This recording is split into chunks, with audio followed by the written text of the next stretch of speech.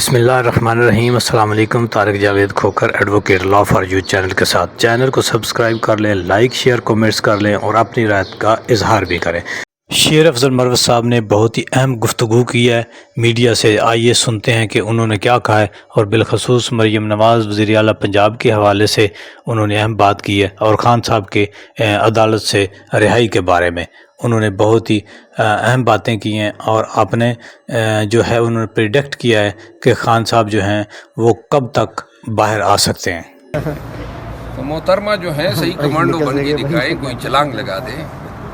ہیلی copter سے، تب مانیں گے کہ کمانڈو ہیں بھی۔ وردیاں تو اس طرح جو ہیں وہ اور بھی بہت ساری وردیاں کوئی پہن کے آ جائے گا تو کمانڈو تو نہیں بن جاتا ہے۔ ہاں محترمہ کچھ ایکشن دکھائے، کچے میں چلی جائے،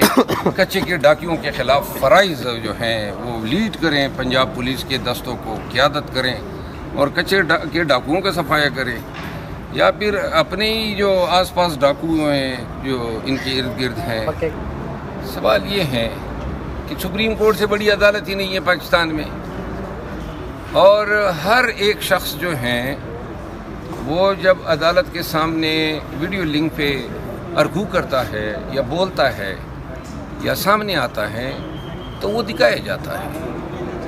کل تک تو دکھایا جاتا رہا، لیکن کل اچانک جو ہے ایک فرد واحد کے لیے یہ قطغن لگا دی گئی کہ اس کی شکل یا اس کی آواز یا اس کی تقریر یا اس کے بولے گئے الفاظ جو ہیں وہ لاکھوں کروڑ عوام نہ سنیں جو بےتاب تھی ان کو سننے کے لیے۔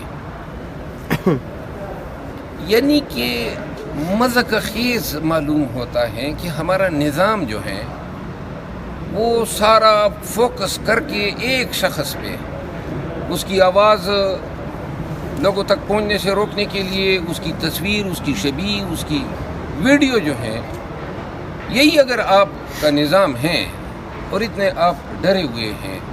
یا اتنے آپ سہمے ہوئے ہیں یا آپ افورڈ ہی نہیں کر سکتے ہیں، تو یہ بھی تو سوچیں نا، یہ شخص دائمی طور پہ تو اڈیالہ جیل کا باسی نہیں رہے گا، اس نے باہر بھی تو آنا ہے۔ تو کب تک عوام اور عوام کے اس لیڈر کے درمیان یہ جو قیود ہیں یا جو قدغنے ہیں وہ آپ برقرار رکھ پائیں گے؟ یہ سیکیورٹی پاکستان میں ہوتی کچھ نہیں ہے، ویسے ہی نعرے ہوتے ہیں کہ بڑی سخت سیکیورٹی میں لایا جائے گا، یہی ان کی سیکیورٹی تھی جس کا بانڈا جو ہے نا بیچ چوراہے میں ٹوٹ گیا۔ ٹیچرز کے خلاف پریس کانفرنس شروع ہونے سے پہلے واوڈا صاحب، پھر مصطفیٰ کمال صاحب، اور یہ بھی دیکھنے میں آ رہا ہے کہ بانی پی ٹی آئی کو ضمانتیں بھی ملنا شروع کیا، یہ اس چیز سے ریلیٹ کیا جا رہا ہے؟ یہ جو پریس کانفرنس کو بنا لیا سپریم کورٹ نے مصطفیٰ کمال دونوں کو بلایا۔ اچھا میں آپ کو عرض کروں نا، دیکھیے اسلام آباد ہائی کورٹ کے 6 جج صاحبان جو ہیں وہ ہاربنجر ہیں، نقیب ہیں، انہوں نے سب سے پہلے یہ آواز اٹھائی کہ عدالتوں کے اندر دخیل کاری ہو رہی ہے۔ اب اگر ہم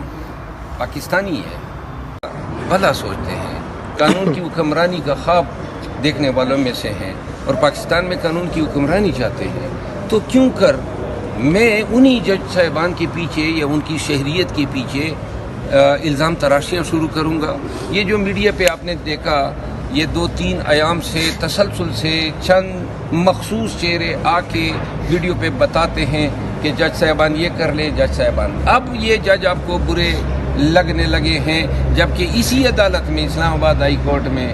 بانی P T I Imran Khan کو سزائیں بھی ہوئی، ان کو ضمانتیں بھی نہیں ملی، اور آج تک اسی ہائی کورٹ